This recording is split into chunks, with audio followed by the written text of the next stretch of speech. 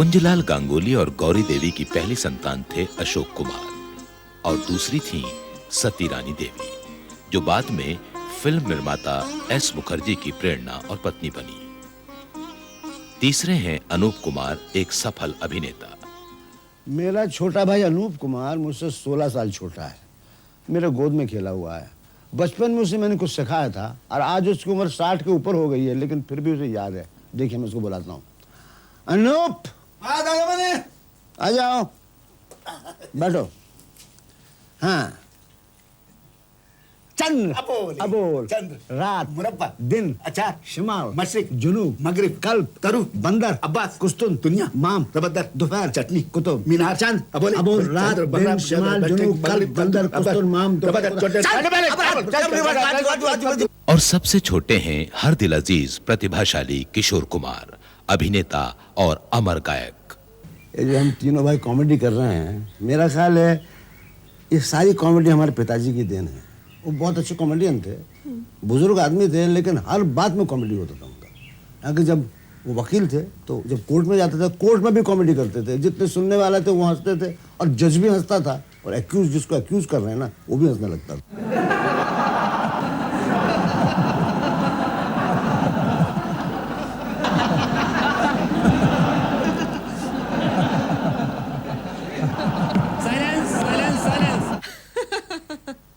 दादा मुनि, कुछ अपनी शादी के बारे में बताएंगे?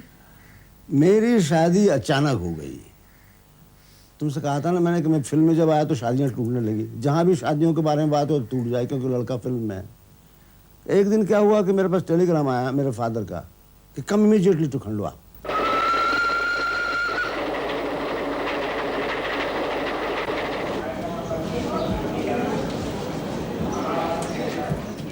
पिताजी, उतरने की जरूरत नहीं है, बैठ जा। कलकत्ता जाना है। मगर क्यों? बाद में सुन लेना। चल।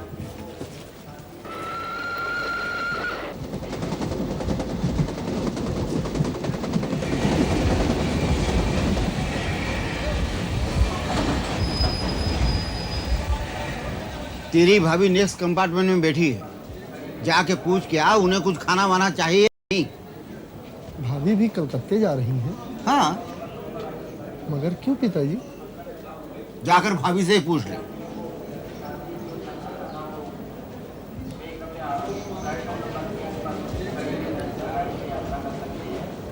बाबा से मिले? मिला, लेकिन आप लोग कलकत्ते क्यों जा रहे हैं? क्या हुआ है वहाँ? हुआ नहीं, होने वाला है। क्या? तेरा ब्याह। कलकत्ते में पहुंचे बुधवार, तो हमारी मदर ने कहा तू आ गया शादी करने के लिए। मैंने कहा तुम लोग बुला लिए तो आ गए। अरे तू लड़की पसंद है कि नहीं? मैंने कहा लड़की देखा ही नहीं तुमने, तो तुम्हें पसंद है कि नहीं? हाँ हमें तो पसंद है, तू देख ले लड़की। फिर उनके भाई से कहा, उनके भाई का नाम था शानू। बोले शानू जरा देख ली, मेरे ख्याल इसको लड़की पसंद नहीं आएगी, तो और कहीं लड़की देख।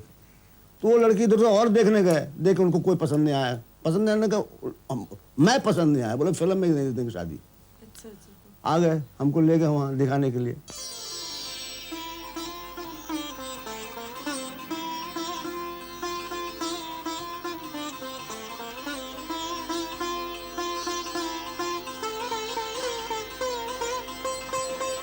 बैठो बेटी।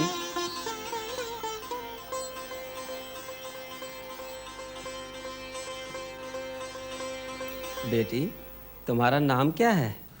कुमारी शोभा बंदोपाध्याय। कहाँ तक पढ़ी हो शोभा बेटी? मैट्रिक तक। वाह, रसोई करना आता है? जी, हर एक किस्म का, देसी और विदेशी भी। बहुत खूब। बेटी, अब एक पहेली का जवाब तो दो। काला है पर कौवा नहीं, बेढप है पर ढौवा नहीं, करे अपनी नाक से काम, बताओ तो तुम उसका नाम।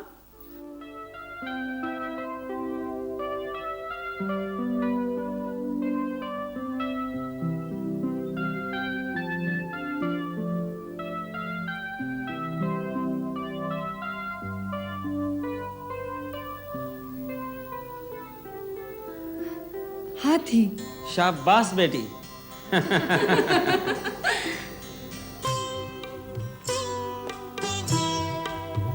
क्यों अशोक, पसंद है शोभा?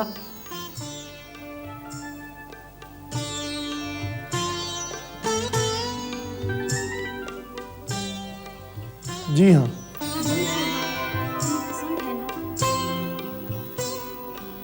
बोल बेटी। और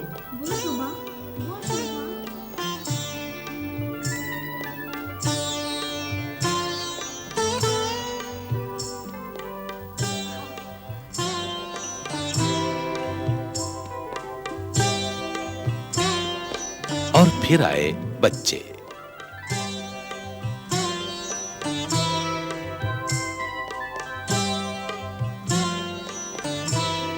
पहली संतान भारती, दूसरी रूपा, विख्यात हास्य अभिनेता देवेन वर्मा की पत्नी, तीसरी अरूप कुमार, चौथी प्रीति, जिसने पूना फिल्म इंस्टीट्यूट से अभिनय का डिप्लोमा हासिल किया और अभिनय भी किया।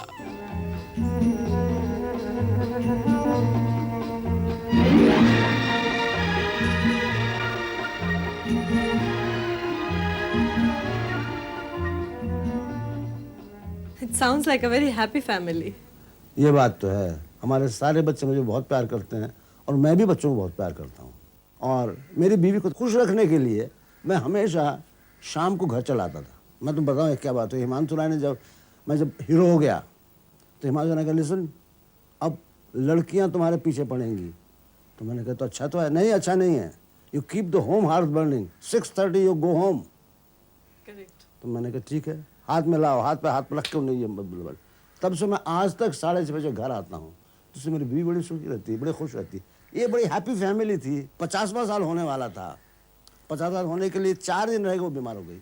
और बीमार हो गई और मैंने पार्टी किया था कि 100 पीपल विल कम, सब लोग डाइन करेंगे एक साथ, उस दिन हम सेलिब्रेट करेंगे। और 4 दिन पहले बेचारी चल दी। उसने बहुत जिंदा रहने की कोशिश की, सबको बोला कि मेरे को जिंदा कर दो, मैं पार्टी अटेंड करके तब मरूंगी। अपने हाथ में तो कुछ है ही नहीं।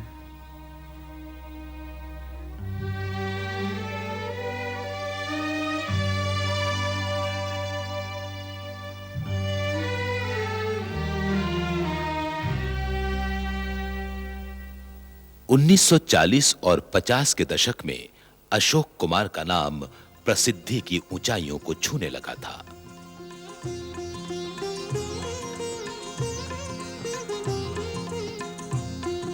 बॉम्बे टॉकीज की बेमिसाल म्यूजिकल पेशकश किस्मत ने तो सफलता के सारे रिकॉर्ड तोड़ दिए। कलकत्ता के एक हॉल में लगातार ये फिल्म 3 साल हाउसफुल चली। डायरेक्टर थे ज्ञान मुखर्जी और हीरोइन मुमताज शांति। महान निर्देशक महबूब खान की फिल्म नजमा से उनका नाम और भी बुलंद हो उठा। सन 1940 में बॉम्बे टॉकीज के जनक हिमांशु राय नहीं रहे।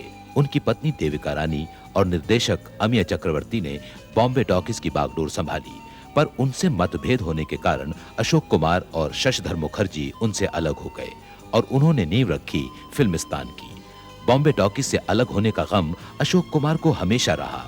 इस अलगाव का अंत हुआ 1950 में, जब अशोक कुमार ने बॉम्बे टॉकीज के रिकॉर्डिस्ट और प्रोडक्शन कंट्रोलर सावक वाचा के साथ मिलकर बॉम्बे टॉकीज के सारे शेयर देविका रानी से खरीद लिए। इन दोनों की कोशिशों से बॉम्बे टॉकीज का पुराना दौर वापस आया और भारतीय सिनेमा को उपहार में मिले 2 सितारे राज कपूर और दिलीप कुमार, और नामी निर्देशक ख्वाजा अहमद अब्बास, कमाल अमरोही, नितिन बोस, फणी मजूमदार और विमल रॉय। सन 1944 से लेकर अब तक बहुत सी फिल्मों में काम कर चुके हैं अशोक कुमार। इन फिल्मों में कुछ उल्लेखनीय नाम हैं: अफसाना, दीदार, परिणीता, भीगी रात, ममता, बंगला चित्र हाटे बाजारे, सवेरा, चित्रलेखा, कानून, राखी, गुमराह, 2 भाई, समाज, बंदिनी, आशीर्वाद, आनंद आश्रम, आरती, पाकीजा, खट्टा मीठा वगैरह।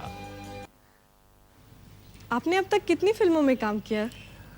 रेशमा, मेरा ख्याल है 300 हुए होंगे। उसमें 50 मेरे जुबलीज हैं और 250 फ्लॉप्स। फ्लॉप्स नहीं होंगी तो हिट्स का क्या मजा। ये भी ठीक है। दादा मुनि, एक बात बताइए, बॉम्बे टॉकीज क्यों बंद हो गया? देखो रेशमा, दुनिया में हर चीज का खात्मा निश्चित है। इंसान पैदा होता है, चला जाता है, उस तरह इंस्टीट्यूट भी पैदा होते चले जाते हैं। बॉम्बे टॉकीज की शुरुआत हुई थी 1933 साल में और बंद हो गई 1953 में। और इत्तेफाक की बात यह है, इत्तेफाक के अफसोस की बात है, मैं तो प्रोड्यूसर इंचार्ज था। How sad. Yes it is sad Indeed. मगर बॉम्बे टॉकीज मरा कहाँ है?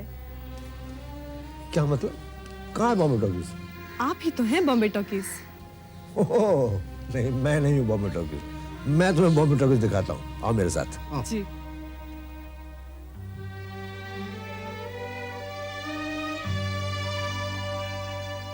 ये है बॉम्बे टॉकीज, हिमांशु राय जी, बॉम्बे टॉकीज के निर्माता। रेशमा, ये हमारी हाउसकीपर है डॉली। हेलो। चांद देरी हो रहा ना, तो आइंदा देर नहीं होना चाहिए। जाओ। क्या आपको गुस्सा बहुत आता है?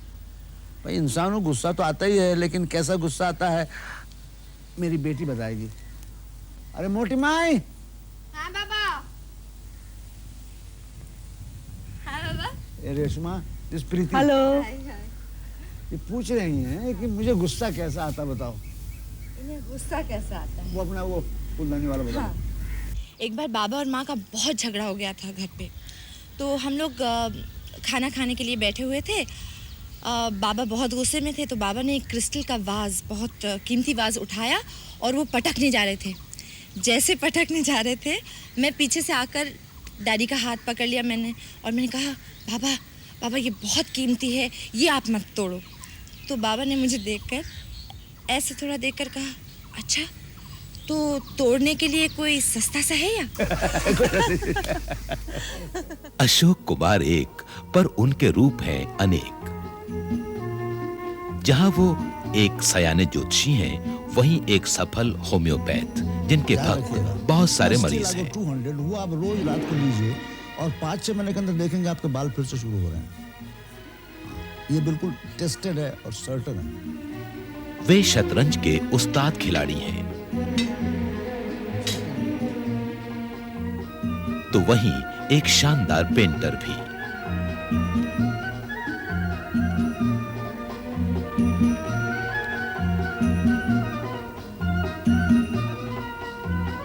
हाँ, बहुत अच्छे गायक भी हैं अशोक कुमार, जो शुरुआत की फिल्मों में अपने गाने खुद गाया करते थे।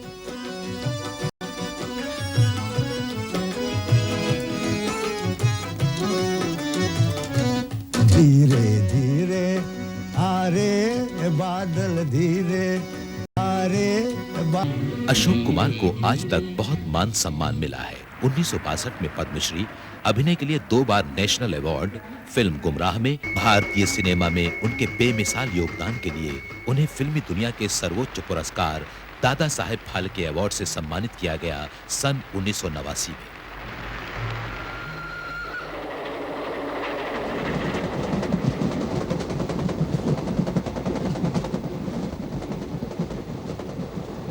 आर्टिस्ट है? जी नहीं, बस शौक रखता हूँ। बंगाली है ना? जी हाँ, बांग्ला भाषा में जन्म तो हुआ। जब भी मैं किसी बंगाली को देखता हूँ तो मुझे 3 नाम याद आ जाते हैं। 3 नाम? जी। कौन कौन से? पहला तो रविंद्रनाथ टैगोर। अरे वाह वाह, बहुत अच्छी बात। और फिर दूसरा रसगुल्ला। ये तो बहुत ही मीठी बात कह दी आपने, रसगुल्ला। और फिर तीसरा? अशोक कुमार। क्या बात है सर। लेकिन देखिए हुजूर, ये तीनों जो है अब कुछ और ही बन गए हैं। जी मैं कुछ समझा नहीं। ये तीनों अब बंगाल के सरहद पार करके सारे भारत में फैल गए हैं। जी हाँ, ये सब भारतीय हो गए हैं। वाह, कितनी सुंदर बातें कही है आपने। भारतीय। दादा मुनि, आपने एक भरपूर जीवन बिताया है। आप बता सकते हैं ये जिंदगी है क्या? मैं तो ये कहूँगा, जिंदगी है एक न बुझने वाली प्यास। समझी मतलब इसका? An unquenchable thirst। Right right right right. और ये जो शब्द है ईश्वर, ईश्वर के बारे में मेरा क्या ख्याल है? जी। देखो भाई, लाखों साल से लोग कोशिश कर रहे हैं कि ईश्वर क्या है, किसी को पता चला नहीं। ये तो ऐसी बात है कि अंधेरे में एक बिल्ली को ढूंढ रहे हैं, वो काली बिल्ली वहाँ है ही नहीं। पर किसी ना किसी पर तो विश्वास करना पड़ता है। हाँ, मुझे विश्वास है कर्म में। मेरे यार ने कहा है, यार कृष्ण गीता में कह रहे हैं कर्मण्येवाधिकारस्ते, सिर्फ काम करने का तुम्हें अधिकार है। माँ फलेषु कदाचन, फल का तुम्हें कोई अधिकार नहीं।